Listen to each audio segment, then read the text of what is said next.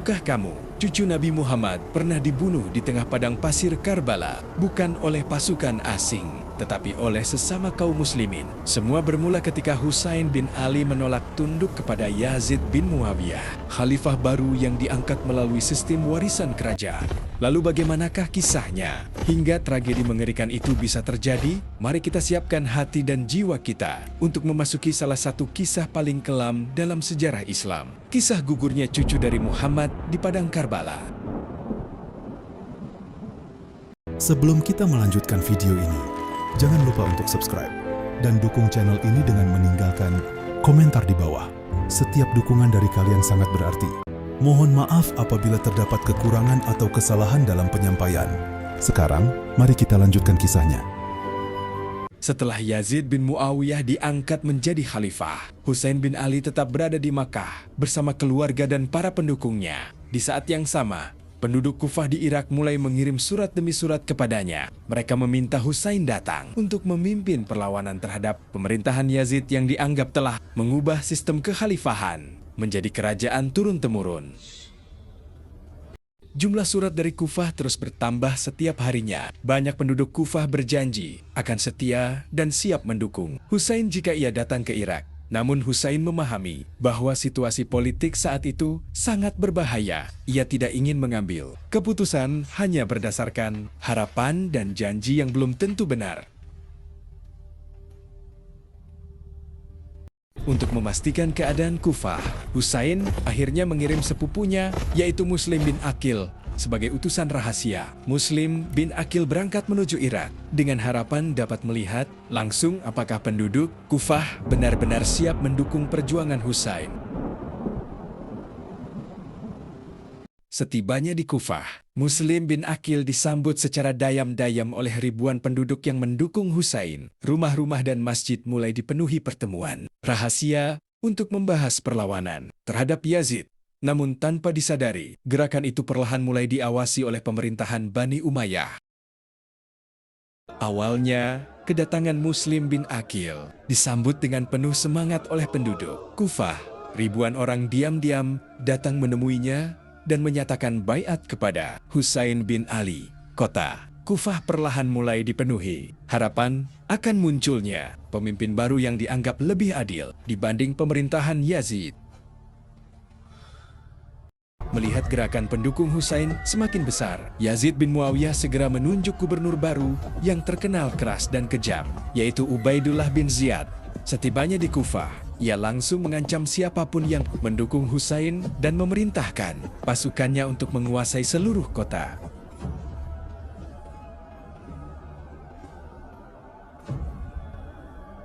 Ancaman dan ketakutan mulai menyebar di Kufah. Penduduk yang sebelumnya mendukung Husain perlahan mulai meninggalkan Muslim bin Aqil demi menyelamatkan diri dan keluarga mereka. Dalam waktu singkat, kota Kufah berubah menjadi tempat penuh ketegangan, pengkhianatan, dan rasa takut.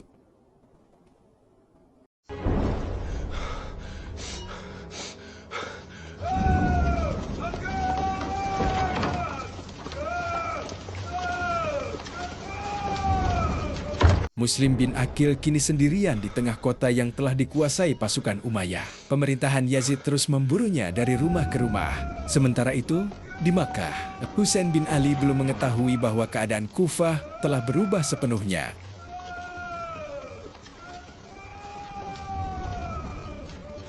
Setelah ditinggalkan para pendukungnya, Muslim bin Aqil kini harus bersembunyi dari kejaran pasukan Umayyah. Kota Kufah yang sebelumnya penuh dukungan, kini berubah menjadi tempat yang berbahaya baginya. Di tengah malam yang sunyi, Muslim bin Aqil berpindah dari satu tempat ke tempat lain untuk menghindari penangkapan. Dalam keadaan lelah dan sendirian, Muslim bin Aqil akhirnya mendapat perlindungan dari seorang wanita tua di Kufah. Namun, keberadaannya tidak bertahan lama. Pasukan gubernur Kufah terus mencari Muslim bin Aqil ke seluruh penjuru kota hingga akhirnya tempat persembunyiannya diketahui.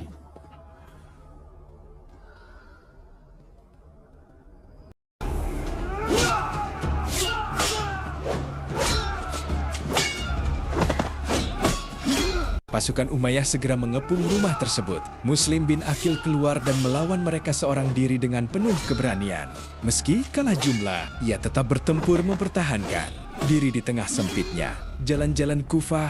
Pertarungan itu membuat banyak pasukan Umayyah kesulitan mendekatinya. Namun karena kelelahan dan jumlah musuh yang terlalu banyak, Muslim bin Aqil akhirnya berhasil ditangkap. Tidak lama kemudian, ia dihukum mati oleh pemerintahan Umayyah. Sebelum wafat, Muslim bin Aqil sempat berpesan agar Husain jangan datang ke Kufah. Namun pesan itu terlambat karena Husain bin Ali telah lebih dulu memulai perjalanannya menuju Irak. Di Makkah, Husain bin Ali belum mengetahui bahwa Muslim bin Aqil telah gugur di Kufah. Ia tetap melanjutkan perjalanannya menuju Irak bersama keluarga dan para pengikut setianya. Di tengah panasnya gurun pasir, rombongan kecil itu bergerak, perlahan membawa harapan akan dukungan dari penduduk Kufah. Dalam perjalanan menuju Irak, Husain akhirnya mulai mendengar kabar buruk tentang keadaan Kufah. Penduduk yang dulu berjanji mendukungnya, kini telah dikuasai rasa takut oleh pemerintahan Umayyah. Tidak lama kemudian, berita gugurnya Muslim bin Aqil akhirnya sampai kepada Husain dan rombongannya. Sebagian pengikut Husain mulai merasa takut dan meminta agar perjalanan dihentikan. Namun Husain memilih tetap melanjutkan perjalanan, meski sadar bahaya besar sedang menantinya. Baginya, perjalanan ini bukan lagi sekadar persoalan kekuasaan, tetapi tentang mempertahankan kehormatan dan prinsip kebenaran. Di saat yang sama, pasukan Umayyah mulai bergerak untuk menghentikan perjalanan Husain sebelum mencapai Kufah. Rombongan kecil keluarga Nabi kini perlahan dikepung dari berbagai arah di tengah gurun Irak. Tanpa disadari, mereka sedang menuju sebuah tempat yang kelak dikenal sepanjang sejarah dengan nama Karbala. Dalam perjalanan menuju Kufah, rombongan Husain bin Ali akhirnya dihadang oleh pasukan Umayyah. Mereka diperintahkan untuk menghentikan perjalanan dan tidak melanjutkan menuju kota Kufah. Husain dan keluarganya kemudian diarahkan menuju sebuah padang tandus di tepi sungai Efrat. Tempat itu bernama Karbala. Pada tanggal 2 Muharram tahun 61 Hijriah, Husain bin Ali dan rombongannya akhirnya tiba di Karbala. Mereka segera mendirikan tenda-tenda kecil di tengah panas gurun Irak. Di hadapan mereka berdiri ribuan pasukan Umayyah yang terus bertambah setiap harinya.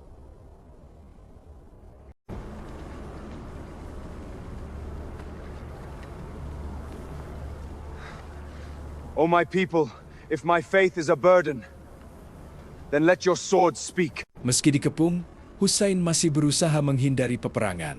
Ia mencoba berbicara kepada pasukan Kufah dan mengingatkan mereka tentang kedudukannya sebagai cucu Nabi Muhammad.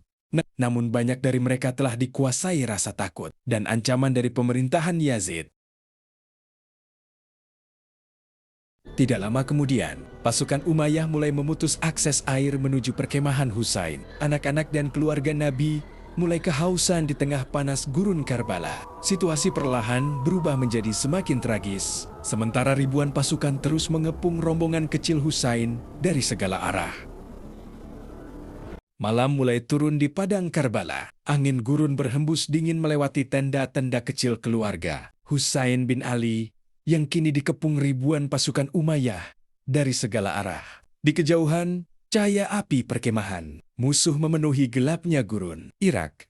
Husain kemudian mengumpulkan seluruh pengikutnya dan mempersilakan siapapun pergi demi menyelamatkan diri. Namun tidak seorang pun meninggalkannya malam itu. Para sahabat dan keluarganya memilih tetap bertahan meski sadar bahwa fajar yang akan datang mungkin menjadi hari terakhir dalam hidup mereka. Di tengah sunyinya malam Karbala, keluarga Nabi menghabiskan waktu dengan doa dan ibadah. Di antara dinginnya malam dan suara angin gurun, pedang-pedang mulai diasah untuk mempersiapkan pertempuran yang mungkin tak bisa mereka hindari lagi. Di tengah sunyinya malam Karbala, keluarga Nabi menghabiskan waktu dengan doa dan ibadah. Sementara tragedi besar itu kini tinggal menunggu waktu.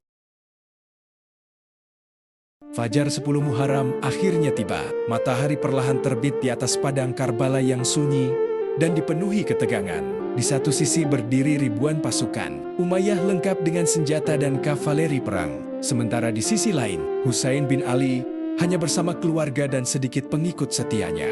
Meski jumlah mereka sangat sedikit, Husain tetap berdiri dengan tenang di hadapan pasukan besar yang mengepungnya. Satu persatu sahabat dan keluarganya mulai maju ke medan pertempuran demi melindungi cucu Nabi Muhammad itu. Padang Karbala perlahan berubah menjadi lautan duka dan darah.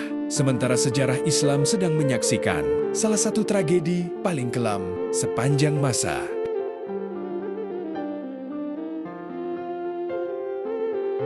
Pertempuran di Karbala akhirnya benar-benar pecah. Satu persatu sahabat dan keluarga Husain bin Ali maju menghadapi ribuan pasukan Umayyah demi melindungi keluarga Nabi. Meski kalah jumlah dan kehausan akibat terputusnya akses air, mereka tetap bertempur dengan penuh keberanian di tengah panas gurun Karbala. Suara pedang, teriakan perang, dan debu gurun memenuhi medan pertempuran. Sejak pagi hari, banyak pengikut Husain mulai gugur satu demi satu. Bahkan beberapa anggota keluarga Nabi ikut turun ke medan perang dan syahid di hadapan Husain. Padang Karbala kini berubah menjadi lautan darah dan kesedihan, sementara jumlah pengikut Husain semakin sedikit. Menjelang siang, hampir seluruh sahabat dan keluarga Husain bin Ali telah gugur di padang Karbala. Kini Husain berdiri hampir sendirian di tengah medan perang yang dipenuhi jasad para pengikutnya. Tubuhnya lemah karena haus dan kelelahan setelah berhari-hari dikepung tanpa air. Namun ia tetap menolak menyerah kepada pasukan Umayyah. Di tengah panas gurun Karbala, cucu Nabi Muhammad itu akhirnya turun sendiri ke medan pertempuran terakhirnya. Ribuan pasukan mengepungnya dari segala arah, sementara angin gurun terus berhembus di atas padang pasir yang kini berubah menjadi lautan duka. Dan pada tanggal 10 Muharram tahun 61 Hijriah, Husain bin Ali akhirnya gugur di Karbala. Tragedi itu kemudian menjadi salah satu peristiwa paling menyedihkan dan paling dikenang dalam sejarah Islam. Setelah gugurnya Husain bin Ali, padang Karbala berubah menjadi tempat penuh duka dan kesedihan. Tubuh para sahabat dan keluarga Nabi terbujur di atas pasir gurun Irak setelah pertempuran berakhir. Sementara itu, wanita dan anak-anak yang tersisa di perkemahan kecil Husain kini berada dalam ketakutan dan tangisan di tengah kepungan pasukan Umayyah. Kabar gugurnya Husain bin Ali segera menyebar ke seluruh dunia Islam dan mengguncang hati banyak kaum muslimin. Peristiwa Karbala kemudian menjadi luka besar dalam sejarah Islam yang terus dikenang sepanjang zaman. Dan sejak saat itu, nama Karbala tidak lagi sekadar padang pasir di Irak, tetapi menjadi simbol pengorbanan, kesedihan, dan salah satu tragedi terbesar dalam sejarah umat Islam. Husain berteriak di medan perang, "Adakah penolong yang akan menolongku?" Kami tidak hadir, dan kini penyesalan ini membunuh kami. Tragedi Karbala menimbulkan duka dan kemarahan besar di berbagai wilayah dunia Islam. Banyak kaum muslimin menangis dan tidak percaya bahwa cucu Nabi Muhammad telah gugur dengan cara tragis di padang Karbala. Di Kufah sendiri, sebagian penduduk mulai dipenuhi rasa penyesalan karena dulu pernah mengirim surat dukungan kepada Husain bin Ali, namun akhirnya gagal melindunginya saat pasukan Umayyah datang. Sejak saat itu, peristiwa Karbala terus dikenang sepanjang sejarah Islam. Nama Husain bin Ali menjadi simbol keberanian, pengorbanan, dan perjuangan melawan ketidakadilan, sementara padang Karbala berubah menjadi tempat yang selalu diingat oleh umat Islam hingga Barobadebad kemudian. Tragedi itu bukan hanya meninggalkan luka sejarah, tetapi juga menjadi pengingat betapa besar akibat dari perpecahan di antara sesama kaum muslimin. Terima kasih sudah menonton video ini sampai akhir. Jangan lupa dukung channel ini dengan cara like, komen, share, dan subscribe agar kami bisa terus menghadirkan kisah-kisah sejarah menarik lainnya. Sampai jumpa di video berikutnya. Assalamualaikum warahmatullahi wabarakatuh.